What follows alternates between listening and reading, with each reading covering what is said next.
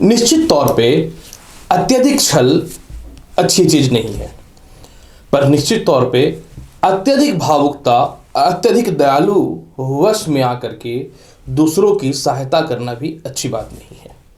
अगर आप अपने बुद्धिमत्ता का सही प्रयोग करते हैं और कहाँ पे किस प्रकार से व्यवहार करना है, वह दूसरों की बातें हों या खुद का दूसरे के प्रति फीलिंग हो, अगर आप इस पर नियंत्रण करते हैं और आप अपने भविष्य के लिए वर्तमान को बेहतर बनाते हैं, भले ही दो चार लोग खराब बोल दे या अच्छा बोल दे, इससे कोई फर्क नहीं पड़ता है।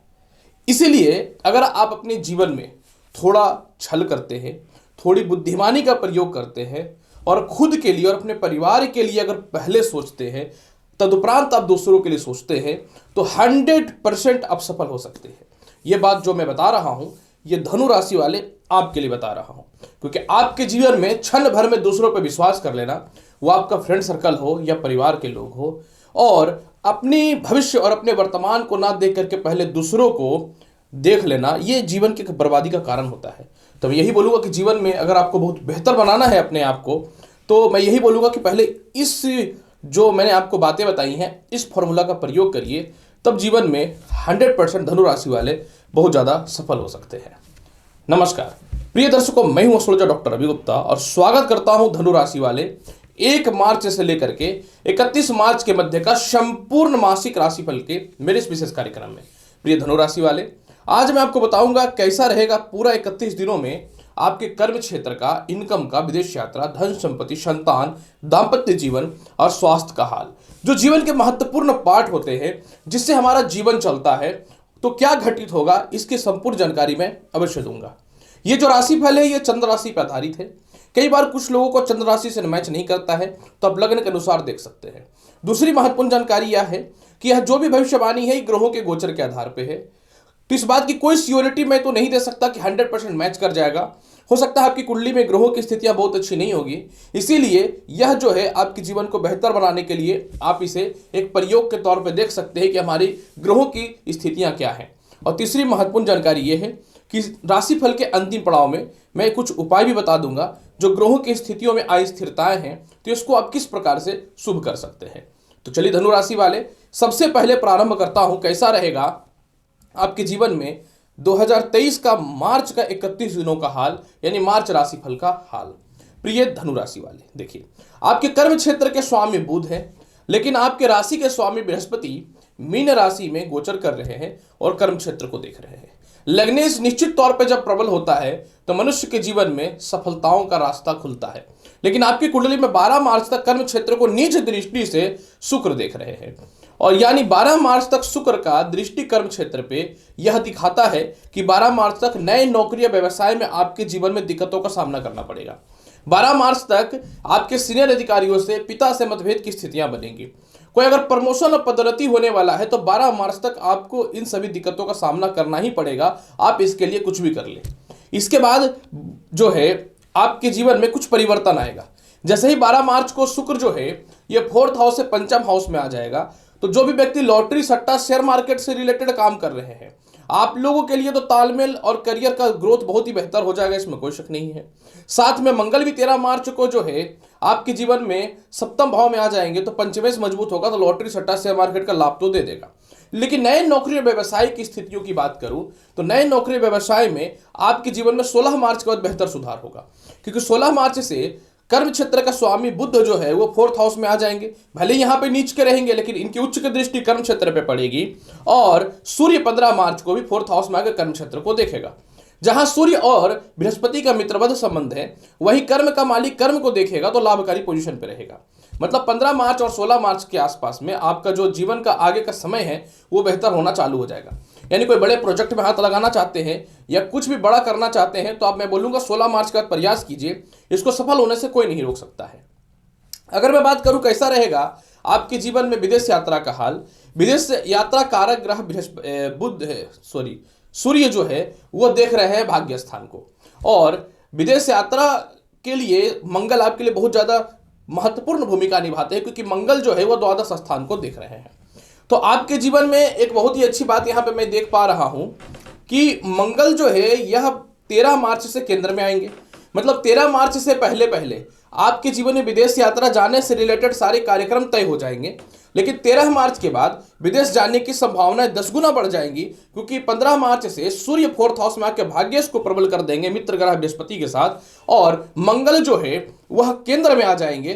तो जहां द्वादश मजबूत हो जाए और भाग्येश मजबूत हो जाए और द्वितीय तो पहले से शनि मजबूत है अपनी राशि का, तो विदेश यात्रा होना तय है। यानी आपके जीवन में 15 मार्च का विदेश यात्रा का योग बनना प्रारंभ हो जाएगा जाने का, उससे पहले बनता रहेगा। इनकम की बात करूं, क्योंकि देखिए बिना पैसे का तो कुछ होना नहीं है। अगर मैं पैसे की बात करूं तो देखिए धन कारक ग्रह जो है आपकी कुंडली में शनि जो अपनी राशि में तो चल रहे हैं, लेकिन शनि के साथ सूर्य 15 मार्च तक विराजमान है। 15 मार्च तक जो है धनु राशि वाले आपके जीवन में आय और अचानक अचानक जो इनकम होती है उसमें कमियां देखने को मिलेंगी। 15 मार्च के बाद सूर्य चतुर्थ स्थान में आ जाएंगे, और आय के स्वामी जो है शुक्र की बात करूं तो आय के अधिपति 12 मार्च के बाद पंचम हाउस में जब शुक्र आएंगे तो आय स्थान को देखेंगे। यानी आपके जीवन में 12 मार्च के बाद इनकम के योग बहुत ही प्रबल है। इसमें विदेश यात्रा, एक्सपोर्ट इंपोर्ट, लॉटरी सट्टा सभी चीजों में आपके मोटे आय के स्रोत चालू हो जाएंगे। यानी 12 मार्च से पहले थोड़ा फाइनेंशियली क्राइसिस जीवन में रहेगा, परंतु मोटा इनकम का सोर्स आपका इस समय ही बनेगा। वैवाहिक जीवन की स्थितियों की बात मैं अगर करना चाहूं तो देखिए मैं बहुत ही क्लियर और स्पष्ट बताता हूं। 16 मार्च तक विवाह स्थान का लॉर्ड जो है बुध, वो तृतीय घर में बैठा हुआ है और सूर्य से अस्तगत है, परंतु अच्छे पोजीशन पे है। तो 16 मार्च तक सप्तमेश की स्थिति अच्छी है, लेकिन यहां पे 13 मार्च से मंगल भी सप्तम भाव में आ जाएंगे। मंगल एक कुमार ग्रह है, और मंगल, सूर्य, शनि और राहु ये 4 ग्रह वैवाहिक जीवन को खराब करते हैं। तो निश्चित तौर पे आपके जीवन में 13 मार्च तक विवाह के योग ठीक है। 13 मार्च तक अगर आपको विवाह सेट करना है या कहीं देखा देखी करना है तो आप जाइए। 13 मार्च के बाद आपके वैवाहिक जीवन में समस्या उत्पन्न होनी चालू हो जाएंगी। पहले से जिनका दाम्पत्य जीवन है उसमें विवाद और अस्थिरताएं आएंगी। तो 13 मार्च के बाद आपको अपने वैवाहिक जीवन में सुधार रखना ही पड़ेगा, नहीं तो दिक्कतों का सामना हो सकता है।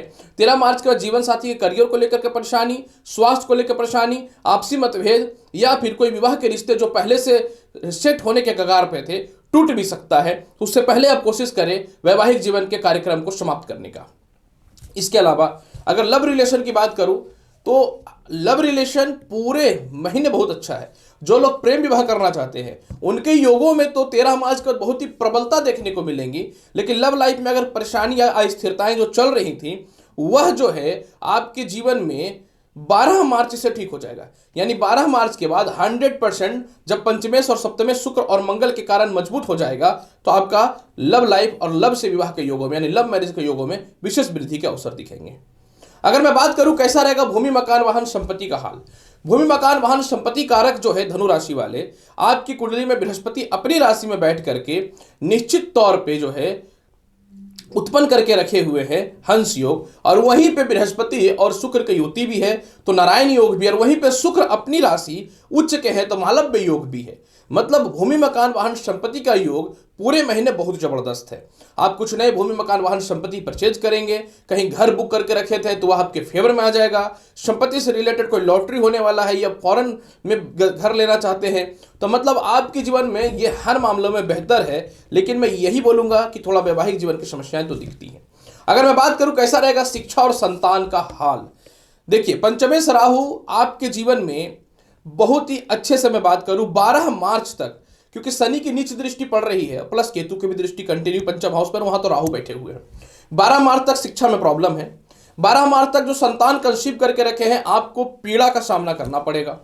12 मार्च तक कोई एग्जामिनेशन का रिजल्ट आना है तो बहुत अच्छा नहीं आएगा। 12 मार्च तक जो है शिक्षा में मन नहीं लगेगा। 12 मार्च तक प्रथम संतान के भविष्य को लेकर के बहुत ज्यादा परेशानियां आएंगी। लेकिन 12 मार्च के बाद जब शुक्र जो है पंचमेश हो जाएंगे, हालांकि देखिए ये मंगल की राशि में रहेंगे तो मन में थोड़ी अस्थिरताएं तो रहेंगी, क्योंकि है तो कितना भी शत्रु की राशि में, लेकिन शनि की दृष्टि जो शुक्र के ऊपर पड़ेगी तो शुक्र हो जाएगा बलवान। ऐसे सिचुएशन में जो है 12 मार्च के बाद उच्च शिक्षा का योग है। संतान कंसीव होने से रिलेटेड गुड न्यूज भी मिलेगा, संतान की तरक्की भी होगी, और आपका द्वितीय संतान का स्वास्थ्य को लेकर के जो परेशानियां चल रही हैं उसमें 13 मार्च के बाद बहुत हद तक सुधार होगा। लेकिन क्योंकि सप्तमेश नीच का भी रहेगा तो आप द्वितीय संतान को लेकर के पूरे महीने थोड़े परेशान रह सकते हैं। अगर मैं बात करूं कैसा रहेगा स्वास्थ्य का हाल, 13 मार्च तक सूर्य जो है षष्ठ भाव पे बैठे हुए हैं और षष्ठ भाव के अधिपति शुक्र मालव्य योग भी बना करके रखे हुए हैं आपके जीवन में 12 मार्च तक। तो मतलब आपका षष्टेश प्रबल है, और अगर मैं बात करूं सप्तमेश की तो वह भी प्रबल है।